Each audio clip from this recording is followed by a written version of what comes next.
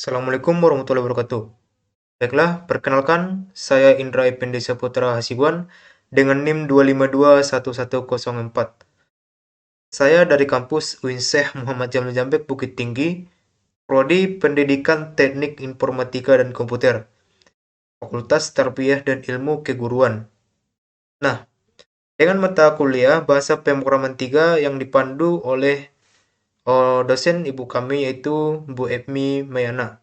Nah, pada pertemuan kali ini saya akan membahas artikel, yaitu artikel yang saya buat sendiri, yaitu mengenai tentang pengembangan sistem perkembangan anak berbasis mobile untuk orang tua dan guru. Nah, pemantauan serta pengembangan kemampuan anak saat ini jadi fokus besar bagi orang tua dan guru, tetapi implementasinya yang masih mengandalkan pencatatan manual oleh guru dan kekurangan informasi. Nah, di mana dengan kekurangan informasi, ada informasi yang kurang tepat bagi orang tua yang mengakibatkan sistem pemantauan perkembangan anak tidak optimal. Dan artikel ini akan mengulas pengembangan sistem pemantauan perkembangan anak berbasis mobile untuk orang tua dan guru. Di mana seperti yang kita ketahui, anak-anak di Indonesia ini terlalu bermasalah, di mana kita akan terus mencari akar masalahnya, di mana orang tua lah yang akan berperan penting untuk tahu bagaimana perkembangan anaknya yang membantu anak itu untuk tumbuh. Nah, dengan adanya sistem yang saya buat ini, yaitu mudah-mudahan akan mengembangkan dan meningkatkan pertumbuhan anak maupun dari segi kognitif, psikomotorik, dan afektif anak. Nah, sekarang kita akan beralih ke metode penelitiannya, yang dimana yang pertama itu komunikasian. Nah, pada tahap pengembangan sistem ini, pemantauan perkembangan anak berbasis mobile untuk orang tua dan guru. Langkah awal dalam penelitian ini adalah tahap inisiasi proyek. Dalam melakukan suatu penelitian, agar penelitian ini dapat berjalan secara sistematis, maka diperlukannya metode penelitian yang tepat dan sesuai dengan kondisi permasalahan yang akan diteliti. Nah, masalah tadi yaitu anak terhambat dengan pertumbuhannya dengan ketidaktahuan orang tua tentang perkembangan anaknya tersebut. Nah, yang kedua itu requirement gathering, yaitu kebutuhan user yang pertama, itu usernya ada dua, yang saya bangun di sini untuk orang tua dan guru. Bagaimana orang tua berperan sebagai pengguna untuk memantau perkembangan anak mereka, dan guru juga sebagai pengguna untuk memberikan laporan perkembangan anak. Dan yang kedua itu kebutuhan sistemnya meliputi kebutuhan fungsional dan non-fungsional. Di mana yang fungsional itu sistem harus mudah digunakan, dan sistem harus menyediakan informasi yang komprehensif, dan sistem harus memungkinkan guru memasukkan data perkembangan anak secara teratur dan konsisten. Nah, kebutuhan non-fungsional, perangkat keras, perangkat lunak, SDM, brandware, dan teknologi jaringan. Ini adalah kebutuhan tabel yang saya bangun. Ada planning untuk merencanakan pengumpulan data.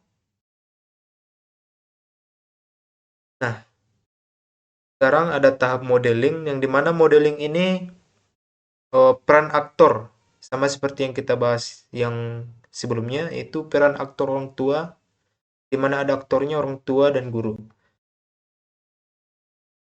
Dan ini sebagai use case untuk gambaran sistem yang saya buat. Melakukan pendaftaran di aplikasi, login, melihat data perkembangan anak, manajemen sistem, dan laporan perkembangan anak. Yang nantinya akan menampilkan hasil dari input perkembangan anak, input datanya.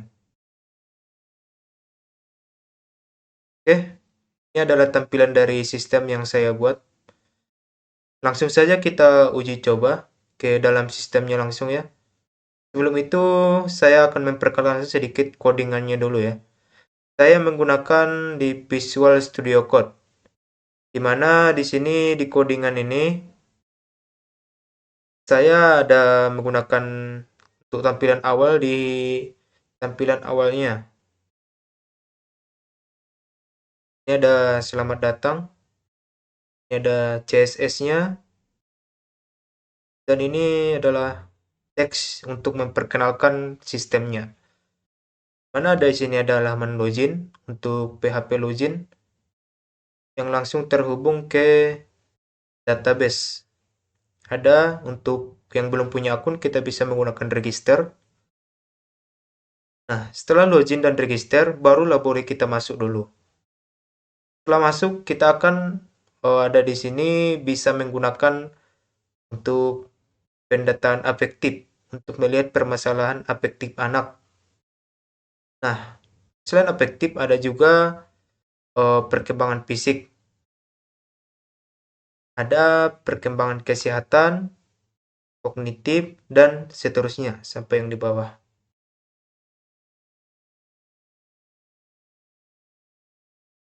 Oke, baru setelah itu saya akan memperkenalkan cara kerja dari sistemnya dulu ya.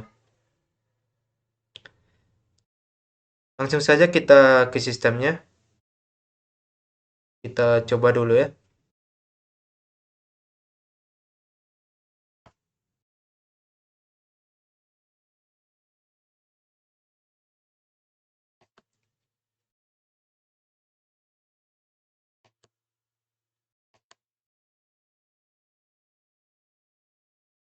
Oke, ini adalah tampilan awal dari sistem yang saya buat. Pertama-tama kita harus login dulu. Apabila kita sudah mendaftar sebagai akun, kita bisa login. Nah, ini adalah daftar akun yang sudah login atau sudah register dan akunnya tersimpan secara otomatis di database. Nah, kita ada menu register, kita bisa register di sini, nama, email, dan password. Kita bisa register. Nah, kita login dulu untuk akun yang sudah kita register. Ini ada beberapa contoh akun yang sudah saya register. Nah, kita coba login dulu ya. Nah, ini adalah tampilan awal dari halamannya, yang dimana ada sistem analisis perkembangan anak. Di sini ada home, ini menu home, ini ada menu profil, ini ada menu analisis perkembangan, ini untuk keluar, ini ada pertanyaan. Nah, kita ke menu home dulu. Untuk memulai perkembangan anak, kita pencet dulu tombol mulai.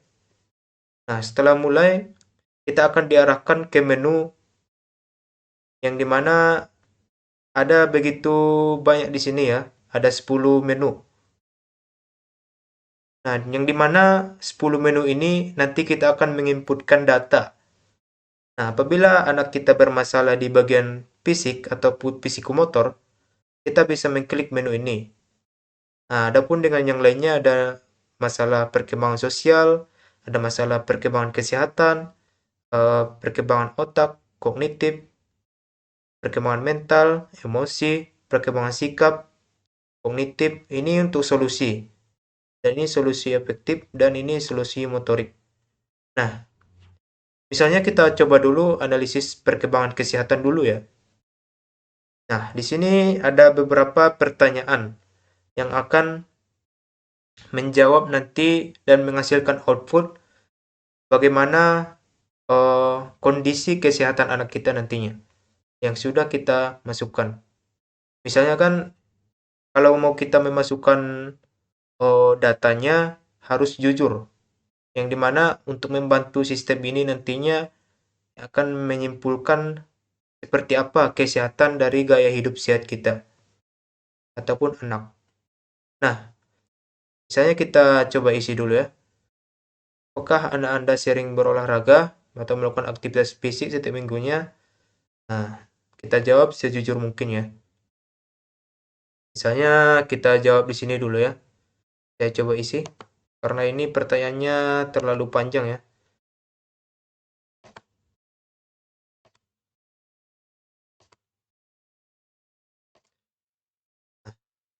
Setelah kita isi, kita coba tekan proses, mana nanti sistem ini akan memproses kesimpulan dari perkembangan anak kita yang sudah kita jawab dengan sejujur-jujurnya.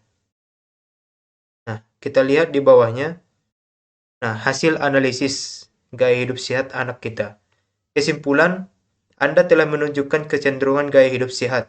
Menjaga pola ini sangatlah penting dengan konsistensi dalam pilihan-pilihan sehat Anda. Tubuh Anda dapat memperoleh manfaat yang signifikan dan teruslah mengutamakan pola makan yang seimbang, aktivitas fisik yang teratur, dan waktu istirahat yang cukup untuk menjaga kesehatan Anda secara menyeluruh. Pola hidup sehat Anda pilih menunjukkan perhatian yang baik terhadap kesehatan Anda. Konsistensi dalam menjaga pola makan ini akan memperkuat kesehatan Anda secara keseluruhan. Pastikan untuk terus memprioritaskan makanan sehat, olahraga rutin, dan istirahatlah yang cukup untuk mendukung gaya hidup sehat dan yang akan Anda mulai. Nah, sistem akan mengeluarkan berupa pernyataan yang akan menunjukkan bagaimana kondisi kesehatan anak kita.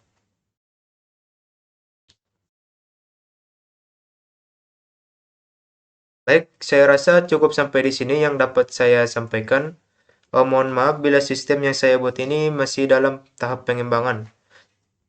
Di kemudian hari, semoga sistem yang saya bangun ini bermanfaat dan membantu untuk kaum-kaum ibu dan kaum-kaum guru di sekolah yang nantinya akan menyehatkan anak bangsa kita dan membuat dan menemukan anak-anak yang soleha dan rajin belajar. Amin ya robbal alamin.